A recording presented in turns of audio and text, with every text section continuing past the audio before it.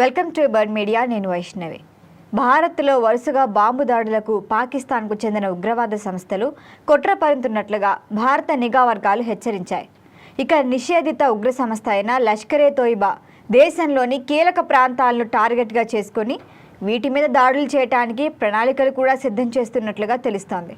ముఖ్యంగా red fort పరిసరాలు, చాందినీ చౌక్ ప్రాంతంలోని కొన్ని ఆలయాలు, అలాగే దేశవ్యాప్తంగా ఉన్న ప్రధాన దేవాలయాలే వీళ్ళ టార్గెట్గా తెలుస్తోంది. వీళ్ళ టార్గెట్లో ఉండొచ్చని కూడా భద్రతా వర్గాలు పేర్కొన్నాయి. ఇక ఉగ్రవాదులు ఇంప్రూవైజ్డ్ ఎక్స్ప్లోజివ్ డివైస్ అంటే ఐఈడీలతో దాడులు చేపట్టే అవకాశం ఉందని కూడా నిఘా సంస్థలు రాష్ట్రాలనైతే ప్రస్తుతానికి అప్రమత్తం చేస్తున్నాయి. ఇక పాకిస్తాన్ రాజధాని ఇస్లామాబాద్లో ఫిబ్రవరి 6న జరిగిన బాంబు పేలుళ్లకి కూడా ప్రతీకారంగానే మరి ఇప్పుడు వాళ్ళు ఇక్కడ భారత్లో దాడులు జరపాలని లష్కరే తోయిబా ప్రయత్నిస్తున్నట్లుగా సమాచారం.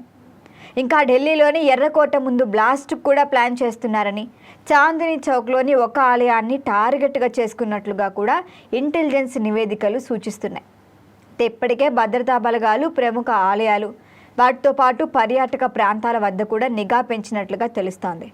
ఆయా రాష్ట్రాలకు చెందిన పోలీస్ యంత్రాంగాన్ని కూడా హెచ్చరించే ప్రక్రియ కొనసాగుతోంది.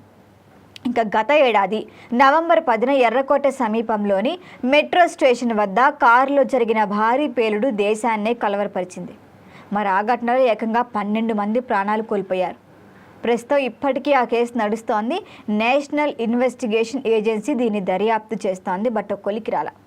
ఇక ఫిబ్రవరి 13న పటియాలా హౌస్ కోర్టులోని ప్రత్యేక ఎన్ఐఏ న్యాయస్థానం దర్యాప్తు గడువును మరొక 45 రోజులు పొడిగించింది.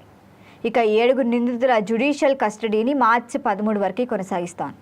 మరి ఇదంతా ఇట్లా ఉండగా పాకిస్తాన్లో అయితే ఫిబ్రవరి 6న జరిగిన ఆత్మాహుతి దాడి తీవ్ర ప్రాణ నష్టానికి కారణమైంది.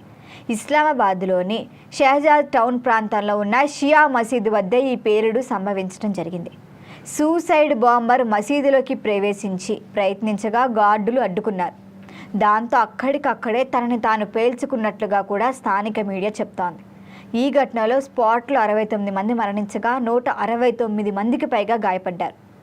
మరి ఈ పరిణామాల నేపథ్యంలో భారత భద్రతా వ్యవస్థ అప్రమత్తమైంది. సరిహద్దు ప్రాంతాల్లోని భద్రతని కట్టుదిట్టం చేయడంతో పాటు మెట్రో నగరాల్లో హై అలర్ట్ ప్రకటించే అవకాశం ఉంది.